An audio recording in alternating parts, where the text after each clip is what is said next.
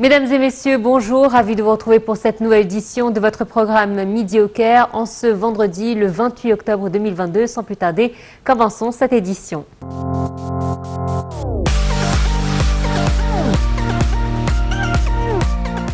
Et on commence cette édition avec les nouvelles de la présidence. Le président Abdel Fattah el-Sisi a promulgué le décret présidentiel numéro 510 de 2022, Gracian Zied El Alemi. Cette amnistie a été accordée par le président Abdel Fattah el-Sisi en réponse aux appels des partis et forces politiques, du comité de coordination des partis, des politiciens et du comité en charge du dossier de la grâce présidentielle. Cette décision intervient dans le cadre de l'appel lancé par le président Sisi pour activer le rôle du comité en charge de la grâce présidentielle.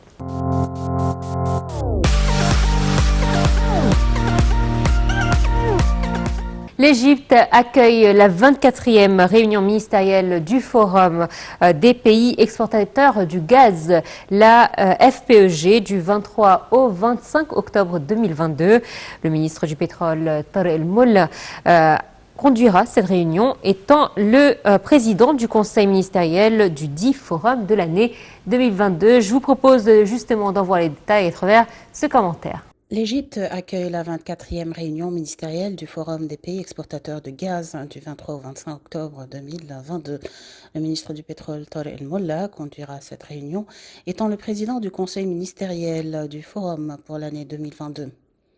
Les ministres de pétrole et de l'énergie issus de 11 pays membres prennent part à cette réunion, ainsi que 8 États en qualité d'observateurs, indique le ministère dans un communiqué. Les pays du Forum réunis représentent environ 72% du total des réserves mondiales confirmées de gaz naturel, 55% des exportations faites par des gazoducs et 50% des exportations de gaz liquéfié. L'Égypte cherche au cours de cette rencontre à mettre en place un dialogue mondial constructif entre les pays membres qui se focalise sur le futur rôle important que jouera le gaz naturel au niveau de la transition énergétique, étant le plus propre des combustibles fossiles et une source abondante d'énergie à prix abordable, a dit le ministre. Et de préciser que la réunion se tiendra à quelques jours de la tenue de la COP27 en Égypte et va offrir l'occasion de souligner le rôle du Forum dans la réalisation davantage de coopération et coordination entre les pays membres qui possèdent une grande partie des réserves de la production et des exportations mondiales, ainsi que dans la gestion de manière responsable de l'industrie gazière, en vue d'assurer les approvisionnements en énergie à la lumière de l'importance primordiale que revêt actuellement la question de la sécurité énergétique. L'Égypte est l'un des pays fondateurs du Forum et aspire à plus de coopération fructueuse et à l'aboutissement de résultats positifs au terme de cette rencontre, a fait savoir M. El-Molla. Le Forum des pays exportateurs de gaz a été fondé en 2001 pour devenir en 2008 une organisation gouvernementale internationale siégeant dans la capitale qatari, Doha.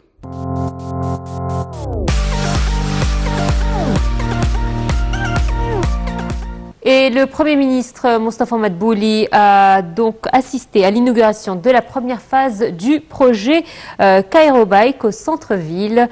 Il s'agit du premier projet de vélo en libre service VLS en Égypte, inauguré exclusivement au Caire par le gouverneur Khaled Abdelael, des responsables et des partenaires du développement international. Je vous propose d'en voir les détails et voir comment nos rues cairotes ont été envahies par les vélos. Le Premier ministre Moustapha Madbouli a assisté à l'inauguration de la première phase du projet Cairo Bike au centre-ville.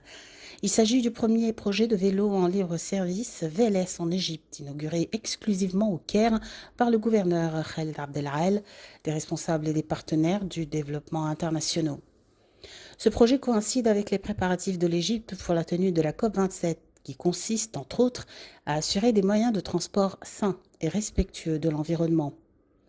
La première étape du projet Cairo Bike comprend 250 vélos répartis dans 26 stations sur un total de 500 vélos dans 45 stations qui fonctionneront à l'énergie solaire et seront sécurisés par des caméras de surveillance. Ce projet est basé sur la promotion de l'utilisation des vélos dans différentes régions de la capitale, d'autant plus que le lancement de ce projet aujourd'hui coïncide avec le lancement de la COP27 prévu après quelques jours en Égypte, a indiqué M. Madbouli. Le Premier ministre a exprimé ses remerciements à tous les partenaires au développement concernés ayant contribué à cet important projet et au gouvernorat du Caire pour l'adoption de ce projet. Ce projet, a-t-il poursuivi, va entraîner un changement moderne dans les moyens de transport, surtout après l'achèvement de toutes ces étapes, ce qui améliorera la qualité de l'air et de la vie et constituera une expérience unique pour les citoyens. À la fin, M. Madbouli a pris une photo souvenir avec, entre autres, les partenaires au développement, des responsables du projet Cairo Bike, le ministre du Logement, des Services publics et des communautés urbaines, Ansem Gossor, et le gouverneur du Caire, Khaled Abdelal, en sus d'un certain nombre d'ambassadeurs.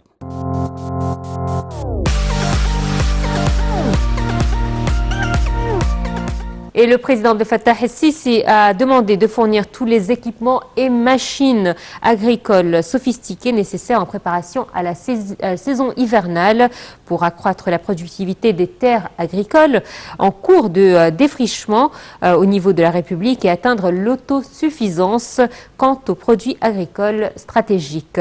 Lors d'une réunion ce lundi avec les responsables concernés, le chef de l'État a également mis en avant l'objectif de créer des milliers d'emplois dans diverses spécialités, ainsi que des sociétés productives et industrielles.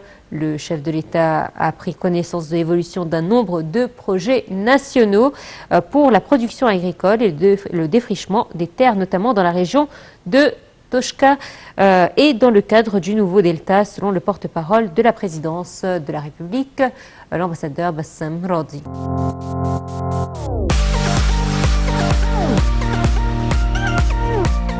L'Égypte est toujours parmi les pères fondateurs de l'Organisation des Nations Unies, s'attachant à son rôle de premier plan dans le règlement des conflits.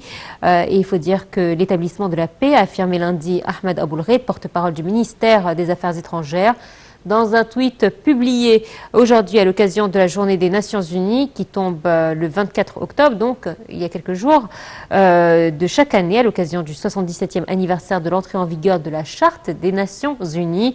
Il a souligné l'importance de défendre les valeurs de cette charte et de respecter ses principes.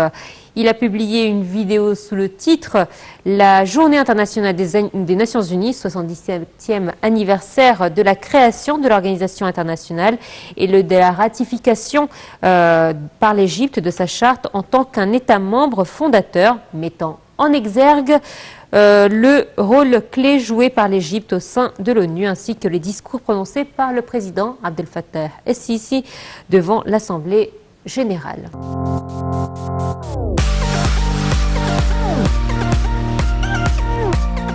Allez, on passe à l'économie. Et effectivement, cette semaine a été marquée par plusieurs événements dans le domaine économique, notamment la 24e réunion du Forum des pays exportateurs de gaz qui a été lancée mardi au Caire avec la participation des ministres de l'énergie et des chefs des délégations des États membres dont l'Algérie, la Bolivie, la Guinée équatoriale, l'Iran, la Libye, le Nigeria, le Qatar, la Russie, mais aussi Trinité et Tobago et le Venezuela, ainsi que des observateurs tels que l'Angola, l'Azerbaïdjan, l'Irak, la Malaisie, Mozambique, Norvège, Pérou ou encore les Émirats. Le ministre du Pétrole et des Ressources minérales, Tarek El Molla, a déclaré que la réunion se focalisait sur la transition énergétique, notamment dans le domaine du gaz naturel et le soutien de la coopération entre les pays du Forum.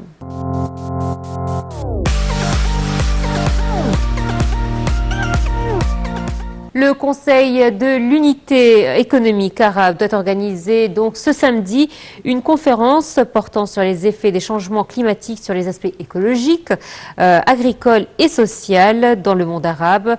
Le secrétaire général du dit Conseil, Mohammadi Ahmed, a indiqué dans un communiqué que cette rencontre allait aborder plusieurs axes dont l'impact du changement climatique sur le secteur agricole dans les gouvernorats frontaliers en Égypte.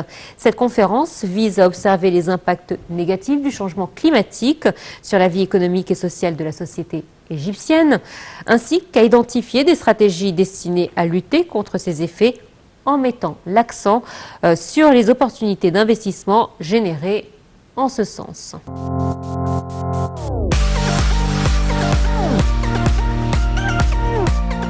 Et le ministre de l'Agriculture, donc El Sayed El Kossir, a affirmé lundi que l'Égypte avait connu une renaissance agricole sans précédent sous la conduite du président Abdel Fattah El-Sisi.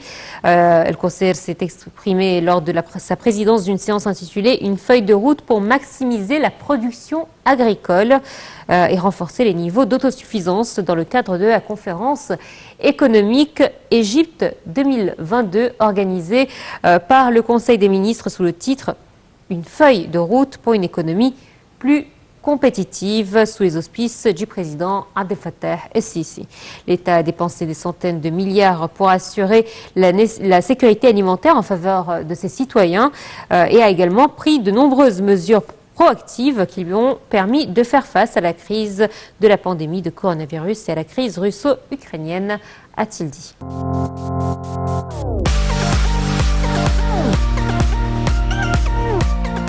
Le ministre des Finances, Mohamed Maït, a affirmé que son ministère était prêt à aider le secteur industriel et à lui accorder des incitations au cours de la prochaine période pour promouvoir le climat des affaires et réduire les impôts.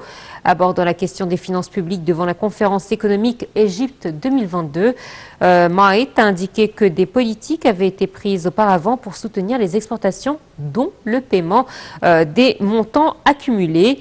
Nous allons faire en sorte, donc en coopération avec le ministère du Commerce et de l'Industrie, que le processus de demande d'exportation se fasse par voie électronique et réduire ainsi le temps requis à cet égard. Nous avons également reçu l'aval du gouvernement pour que le Trésor public assume la taxe foncière imposée au secteur industriel sur la base d'un montant annuel de 1,5 milliard de livres égyptiennes.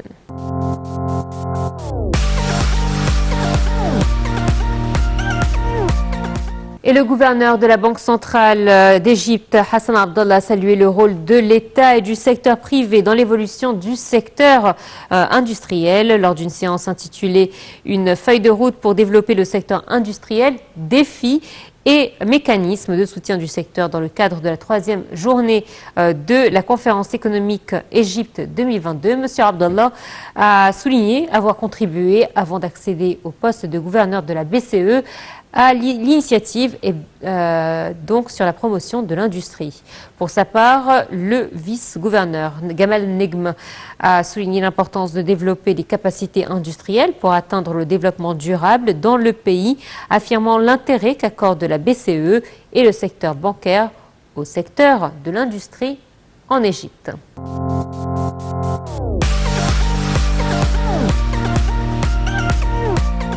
Et on termine avec de la culture et du tourisme, avec cette nouvelle concernant le ministre du Tourisme et des Antiquités, Ahmed Aïs, qui a affirmé que le ministère avait pour objectif de doubler les dépenses publiques consacrées aux activités de promotion des sites touristiques égyptiennes et à accroître leur efficacité.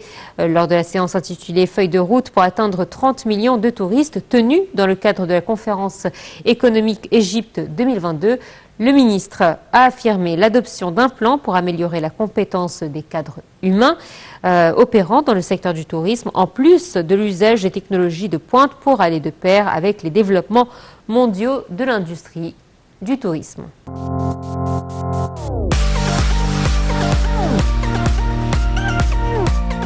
Et voilà, c'est ainsi donc que prend fin cette édition. Merci de nous avoir suivis. Excellente suite de programmes sur Night TV International. À très bientôt. Au revoir.